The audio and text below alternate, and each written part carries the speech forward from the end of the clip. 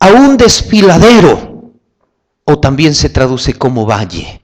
Y no es lo mismo que una extensión amplia de terreno.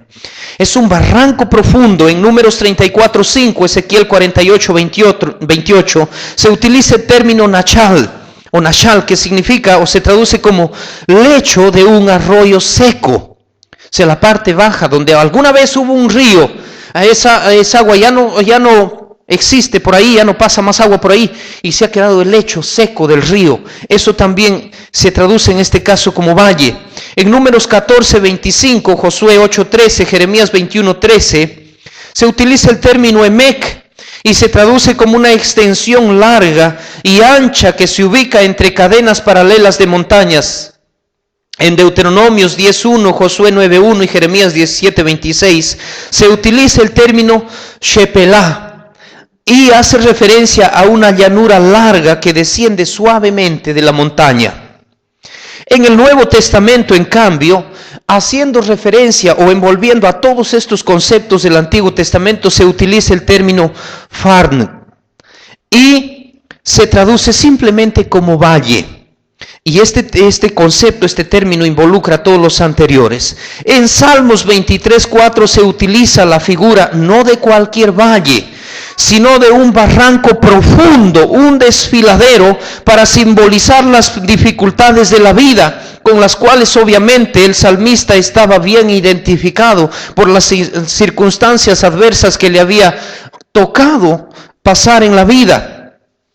Por eso, pero no solo eso, hermanos, si ya es difícil enfrentar situaciones difíciles, si ya es de mucha dificultad, el sufrimiento aún se incrementa, porque en ese barranco profundo de desesperación llega también la oscuridad tenebrosa, donde te ves hundido en el problema y no tienes ni siquiera la mínima idea de qué hacer. Le ha pasado, ¿verdad? No sabes ni qué hacer. Oscuridad tenebrosa, no sabes ni qué paso dar, porque si das este paso tienes miedo a equivocarte, si das el otro, todo te causa temor. Cuando estamos en medio de problemas, raramente sabemos qué hacer con efectividad. Bien, no solamente eso, de no saber qué hacer, de andar en oscuridad tenebrosa, en un barranco profundo, en un desfiladero. Además de eso, acecha por ahí la muerte. Ese valle de sombra de muerte. Qué tristeza, qué dolor tener que pasar por esas circunstancias. Me gustaría encontrar aquí en medio de nosotros alguien que no haya pasado por esas circunstancias, pero estoy seguro que no hay uno que no haya pasado por en algún momento de su vida, o que a lo mejor hoy no esté pasando por este valle de sombra de muerte. Eso es un valle, y esa es la figura que se utiliza aquí para representar los momentos difíciles que nos tiene que tocar o nos toca pasar. Pero ¿qué es sombra de muerte también? Este salmo, para decir sombra de muerte, utiliza la palabra en hebreo salmawet, y utiliza esta terminación mawet, que traducido a nuestro idioma es muerte. Por eso es que lo traducen sombra de muerte. Pero hace un tiempo atrás hubo una discusión de cómo traducir, porque es una palabra rara que se utiliza solamente 2 veces en la Biblia. Una en Job y otra en Salmo 23. Había una discusión entre los traductores de cómo traducir. Hay algunas versiones antiguas, por ejemplo, la nueva versión internacional creo es, que traduce como sombra tenebrosa. Valle de sombra tenebrosa. De oscuridad profunda lo traducen otras versiones, pero a fin de cuentas se han puesto de acuerdo y hoy la mayoría de traductores traducen como el valle de sombra de muerte. Es que esta sombra no es cualquiera, es que este valle no es cualquiera. Está haciendo referencia a que no a aquellos problemitas que tiene que enfrentar todos los días. Si no lo ha pasado, lo va a pasar, porque este pasaje está diciéndolo un creyente. Alguien, y los comentaristas también dicen que este no es un salmo personal, es un salmo colectivo. Este es algo como una oración del pueblo de Israel. Obviamente el salmista está hablando por el pueblo de Israel.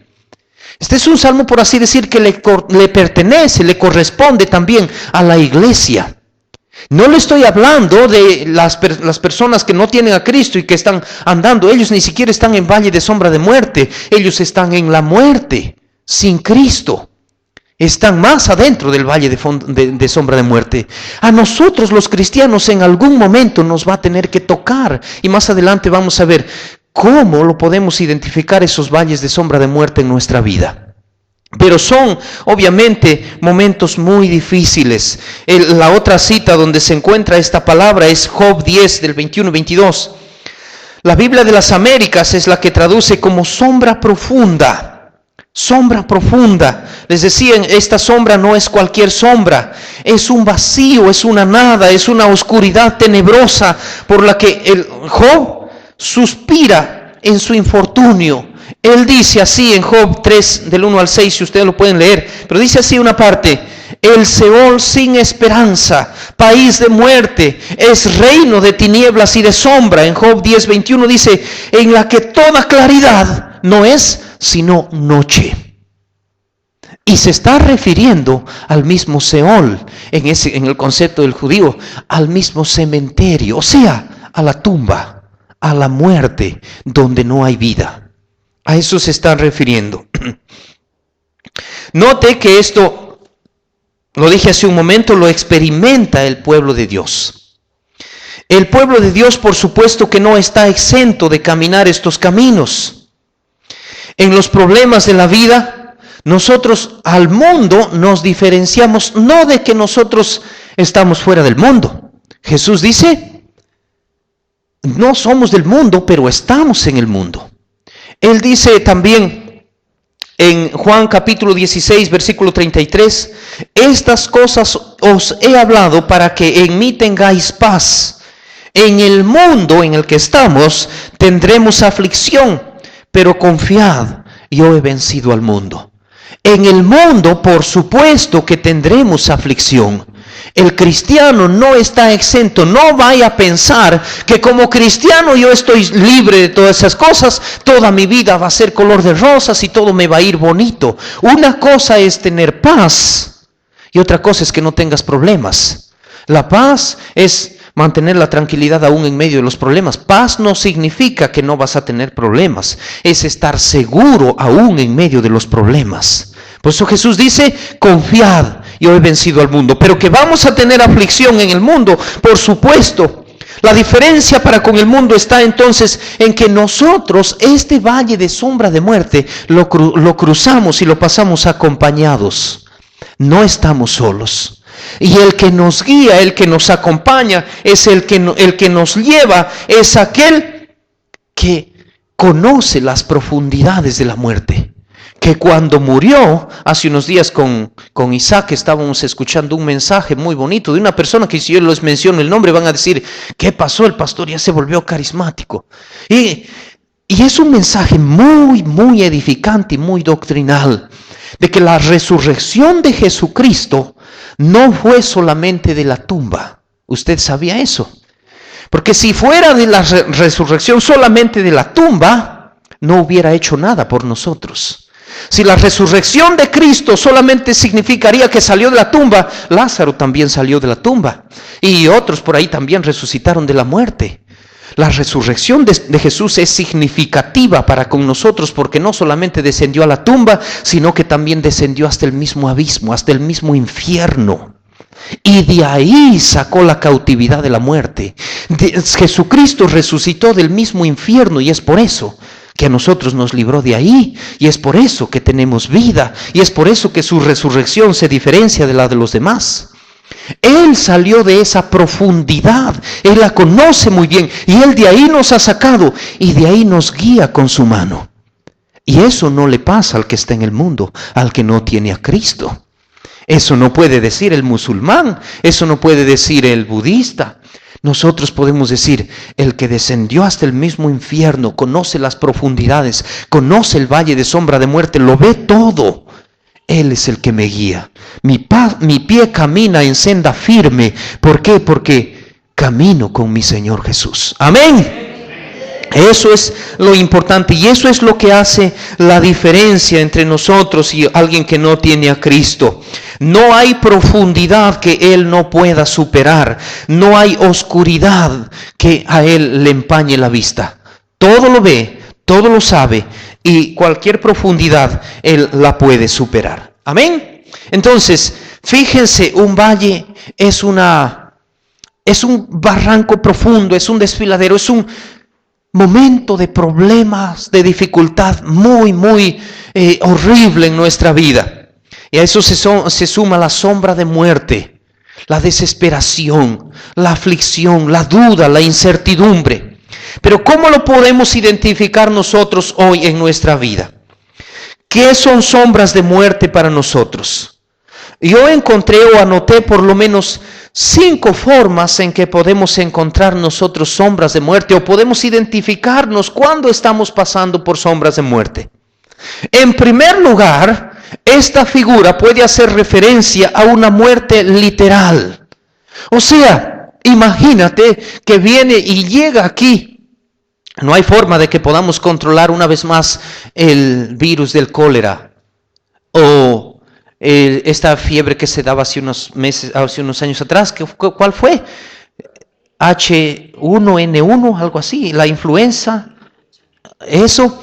¿Y cuál otra? La viruela puede ser, el sarampión puede ser, o cualquier peste destructora desconocida y que los médicos no puedan hacer nada. La ciencia médica no pueda hacer nada. Imagínense que llega y todo el mundo se empieza a morir. O simplemente a alguien, a algún país, a alguna potencia se le ocurre bombardear todo este país, a toda esta nación. ¿Qué pasaría?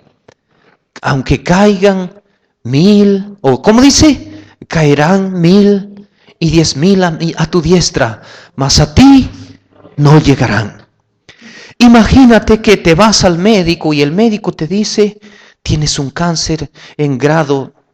¿Hasta cuántos grados llega el cáncer? Grado 1, 2, 3, en tercer grado. O sea, te quedan 6 meses de vida. Anda y disfruta con tu familia, es lo que quieras, porque ya en 6 meses se acabó la cosa. Se acabó la vida. Alguien estaba contando sus horas. En la Biblia alguien estaba contando sus horas de vida porque la muerte estaba acechando. Y muchos, por supuesto. Pero uno de ellos, Daniel, ¿se acuerda cuándo?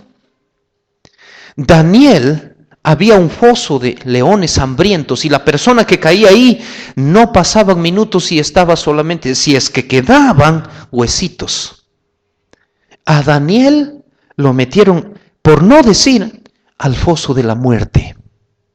Ahí se acabó todo. Pero al siguiente día el rey babilónico viene, Daniel, Daniel, ¿vives? Y en el versículo 22 del capítulo 6, Daniel responde de esta manera: mi Dios envió su ángel, el cual cerró la boca de los leones para que no me hiciesen daño, porque ante él fui hallado inocente, y aún delante de ti, oh rey, no he hecho nada malo. Aunque el diagnóstico sea el peor, hermano, aunque el doctor te diga no te quedan muchos meses de vida, te falta muy poco, aunque el mundo se esté muriendo a tu alrededor, Salmos 91:5 dice, no temerás el temor nocturno, ni saeta que vuela de día, ni pestilencia que anda en oscuridad, ni mortandad que en medio de día destruya. Caerán a tu lado 1000 y 10,000 a tu diestra, mas a ti no llegarán. Quiere decir, aunque la muerte esté a tu lado, la muerte no te va a tocar, porque Él te está guiando en ese valle de sombra de muerte. Él nos guía, Él nos acompaña, Él es el que sabe cuándo nos va a recoger. Nadie más puede determinar eso. Amén. Segundo, pueden ser también situaciones de peligro.